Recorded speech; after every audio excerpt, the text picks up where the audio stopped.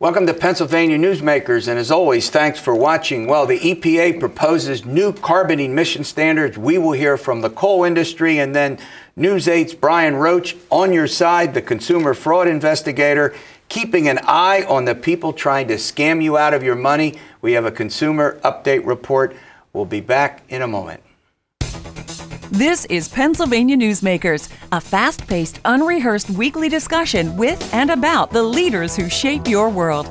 And now, here's your host, Terry Madonna.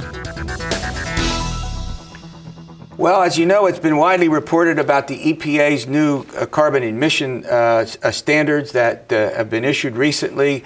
Joining me is the CEO of the Pennsylvania Coal Alliance, John Pippy, also is a former state senator. What district did you represent? The 37th, so actually, western Western part of PA, the suburbs right outside of Pittsburgh. Right in the old coal industry, right? Yeah, well, part of it. Part of it, yeah. A little more south, but Consol right. used to have their headquarters there, and then they moved into South Point. So. There you go.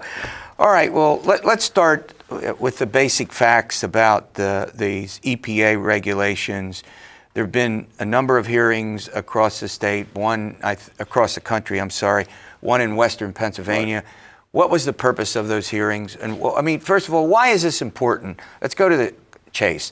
Why should Pennsylvanians care about this? Well, because the price of electricity matters not only for the consumer, for the family, but also for the manufacturing, the industrial base. Companies move out of countries that have high electricity rates. California's, because of their electricity rates, is seeing businesses literally depart quickly. And so it's a cost issue.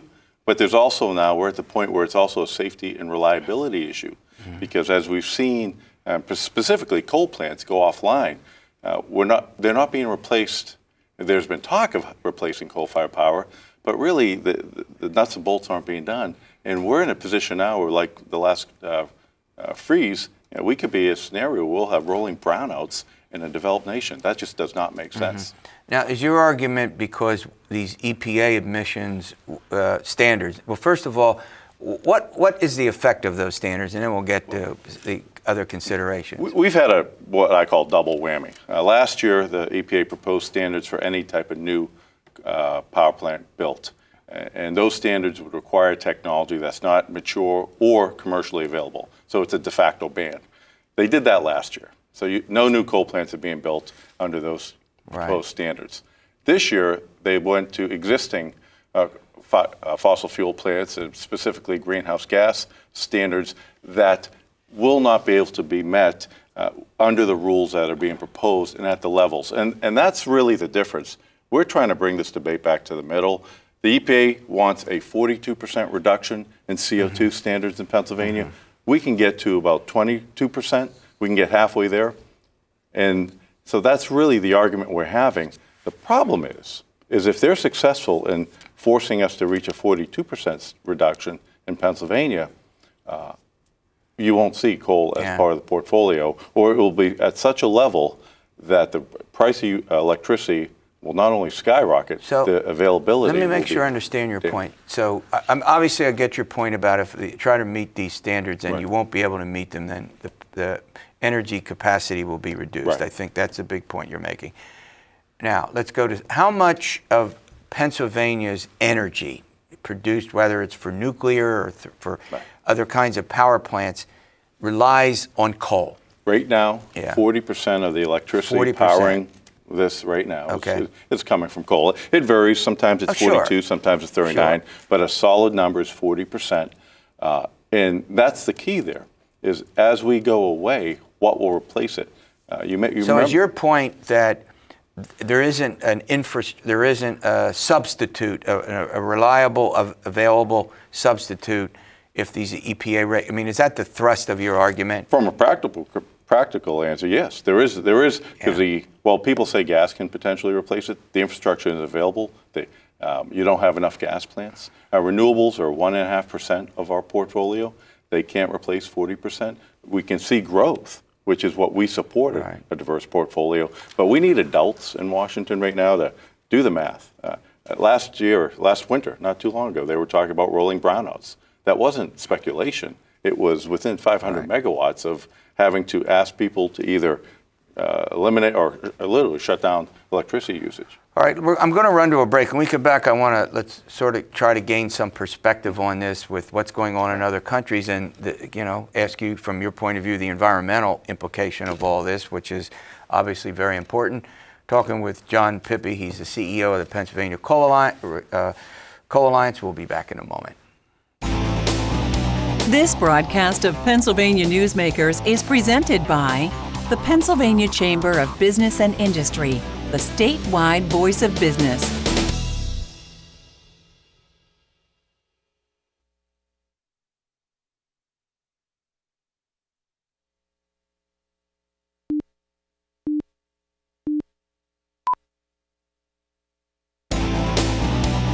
This broadcast of Pennsylvania Newsmakers is brought to you by the Pennsylvania Highway Information Association, the go-to source to learn about transportation projects and issues. Please visit pahighwayinfo.org. And by the Pennsylvania Manufacturers Association. Business in Pennsylvania is our business. Welcome back to the program. I'm talking with John Pippy. We're dealing with the EPA's proposed carbon emission standards. John Pippy represents the Pennsylvania Coal Alliance. All right, let's go to the environmental consideration. I hear this talk, and I'm not fully aware of all of its implications about clean coal. Mm-hmm. All of a sudden, clean coal was in. It was the rage. It was the thing to do. Candidates for office were supporting it, and then, well, they sort of walked back from that. What's the debate about when we use the terminology clean coal? Originally, clean coal dealt with how coal is burnt in a power plant, and right. Specifically, back in the 80s, acid rain, smog, haze, those type of things. So we had a whole set of regulations that dealt with cleaning the particulates coming out. So a coal plant today is 95% cleaner than the ones that were built in the 60s, 70s, just like your car. Right. Because we've been so successful, they had to change the definition of clean coal, and now they equate clean coal with reduction in CO2. CO2, okay. And greenhouse gases, right. and associating that with climate change. And that's really where the debate is now, because that technology, while there are pilots and in the labs, and they're starting to work on it, isn't commercially available. I got it. So to require us to use a technology that's not available, we believe is illegal, but that's a whole other debate. All right, let's talk about greenhouse emissions globally. China, India, America. Right. Well, the bottom line is China and India burn 5 times or have 5 times as much greenhouse gas emissions from power generation as does coal. We burn a little less than 1 billion tons. They're actually over 4 billion and growing. And if you include all the other fossil fuels, it's over 5 times. We are seeing a reduction in CO2 emissions. Pennsylvania, we're going to be at 22% reduction by 2020, which is not only a great target, it is leading the world. Mm-hmm. If we were to implement what the president is proposing, they always talk about flooding. It would be literally the width of the thickness of a dime, right, or less than 0.003 degrees. Why is that? Because by 2017, the rest of the world will be growing and using coal as the number one source of energy. So your point would be that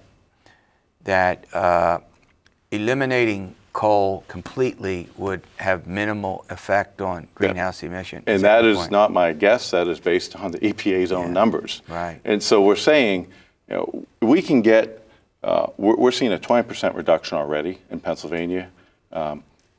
If given more time, we can see a continued reduction. But put this all in perspective. Tell the people the truth.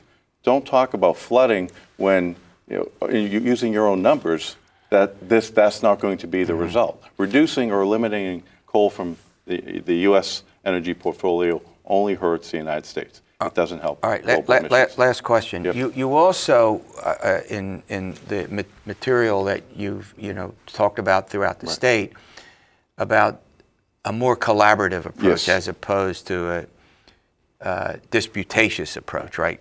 Yeah, I'm an environmental engineer. I got that degree because I believe in that. Right. If we work together, like we've done, for example, with the automobile industry, with the emission, we didn't require them to go from 10 miles a gallon to 30. They took steps. They're making us do a tremendous leap that's not available. What we're saying is continue to be a leader in reductions in efficiencies and replace the older plants with new plants. That's how we get to where we want to go. But that's not that doesn't coincide with the political dynamic in Washington, and specifically with the talking points that they like to put out there. All right, thanks for the update. All right, consumer fraud investigator Brian Roche, he's with WGAL News 8 on your side. We're going to talk with him about your money. People are trying to get it. He's going to help you save it. We'll do that in a moment. This broadcast of Pennsylvania Newsmakers is brought to you by Pennsylvania Credit Union Association. Pennsylvania Credit Unions, where people are worth more than money. To find a credit union that is right for you, check out ibelong.org. And by the Energy Association of Pennsylvania, Pennsylvania's energy information source.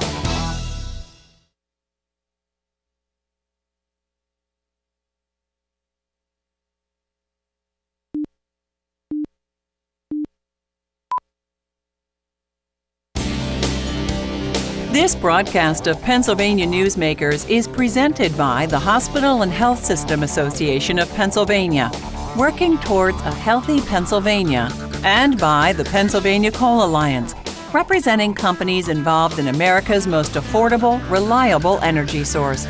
To learn more, visit pacoalalliance.com. Well, consumer fraud investigator and anchor at WGAL News 8 on your side, Brian Roche, joins me for a little consumer update. As I promoted, keeping an eye on the people trying to scam you out of your money. Brian, I think you've made your lifelong study to try to study these scammers, haven't you? How long have you been doing this, scamming, these reports? Yeah, I'm not the scammer. I know you're not the scammer. I watch the scammers. Probably, it's been more than a dozen years. And, wow. And I'm very honest about when they first asked me to do this, I really wasn't interested in it. Yeah. But I think the law enforcement background in my family took over. My father is a police officer. Yeah. My brother's a police officer. My grandfather was a police officer. So this was Plus, a way for me to follow. it's a full-time job for you. Oh, it is absolutely a full-time job. All right, well, let's start with the basics here. How are scammers going after folks like you and me, the folks out there who are watching this show? Well, the way they try to get money most of the time is through electronic means. We're all familiar with cash. Right. We're all familiar with checks. We're all familiar with credit cards. But the thing they're going after most often these days is electronic transfer of money. They make that seem really important, like it's a big deal, big part of their scam. So they ask people to send money through a wire transfer, be it Western Union or MoneyGram or Vigo. And when you send that money through a wire transfer, it's gone. It can't be traced. It can't be found anywhere in the world. There's nothing. But hold on a minute. But why would somebody just send them? What are they saying to get Brian Roche to send them $500? You won the lottery. Terry Really? Madonna, you just won the lottery. You won $10 million. Isn't that fantastic? But before we can send you the money, we need to get the transfer fees from you. We need to pay some people who are going to deliver you the money. So you've won $10 million, but if you send us $1,500 through a Western Union wire transfer, get it to us as quickly as possible, we will get you that $10 million. And so many people believe that this is true. But once you send that wire transfer, on the other end of the spectrum, can't be traced. They'll tell you that you're sending money to New York City. They'll tell you that you're sending money to Los Angeles. Most of the time, that scammer is on the other side of the world. Yeah. Well, I have found, and I didn't realize this, that I won the British lottery. Congratulations. Yeah, I won the British lottery. I don't know how many times. And one of these times, I'm just interested to reply. I don't want to do that when it comes through the internet and by saying, just send me the money. I'm sending you nothing. I will wait, right? And wait and wait and wait, right? Absolutely wait. All right, so we got, how about cash cards? Well, cash cards are the next biggest thing. In fact, it is the fastest growing form of cash fraud right now. How does that work? Well, they simply do the same you deal. Have one of them. Just hold one of them up. Right there. This is the green dot money card. They can see that. This is the fastest growing a form of fraud. 2 years ago, it was about 7% of the cash fraud in this country. Last year, it was 30%.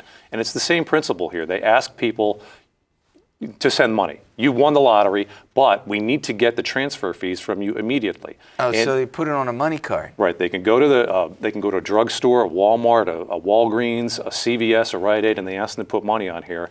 And then all they need is the serial number off the back. Once the scammer has that serial number off the back, they can pick up this money anywhere in the world. Now, I want to make clear before I go any further, these are a good, viable, legal method of transferring money. For example, if you call me, I know you, you're a friend of mine, you call me from England, say, and say, Brian, I have a problem, I need some money, and I talk to you, and I send you one of these, that's okay. But if someone is calling you or contacting you through email and they don't know you, you've never met this person before, I'm going to tell you it's a 99.9% chance that this is a scam. If you have relatives... So these are good, like PayPal and Visa, good thing, do it. If you want to go to a store and buy it, is that what happens? You would go to a store and buy it, prepaid card, good deal, but watch it when... Go ahead. But yeah, exactly. That's a good deal. It's a good way of transferring money, but they want people to do this because most people are not familiar with the way this works, especially senior citizens. They think this is a new way, and it is a relatively new way of transferring money. They think it's just as legal as sending a check. All right, let's talk about one of the most common scams. You have something that you've talked about, and this one really struck me as bizarre, an arrest threat scam? Yes, they are. That is bizarre. Emails and phone calls are arriving to victims telling them that they haven't either paid a court fine, they haven't paid their taxes, they haven't done something else in the eyes of the law, and they need to act right now, pay the fine on the phone right here, maybe using, again, one of these cash cards, or we're going to come to your house and arrest you. That's not the way the system works. Yeah, no kidding. If you have a legal problem, you're going to get a certified piece of mail, or more ominously, a police officer is going to show up at your door. They're not going to give you a courtesy call. With a warrant or something, right? Exactly. But they're going as far as to actually threaten some people with death if they don't send this money. Gosh. It's scary, it's very emotional, and some people have done it. Yeah. All right, we're talking with Brian Roche. We're going to run to a commercial. He's the consumer fraud investigator at WGAL. This is a little something new for us, but I think it's very informative and very helpful. The host is learning what not to do. We'll be back in a moment. This broadcast of Pennsylvania Newsmakers is presented by Highmark Blue Shield, changing the way health plans work for business with a variety of plan options for employers and more choices for employees. Information is available at highmark.com. Have a greater hand in your company's health. And by the Pennsylvania Healthcare Association, the future of long-term care.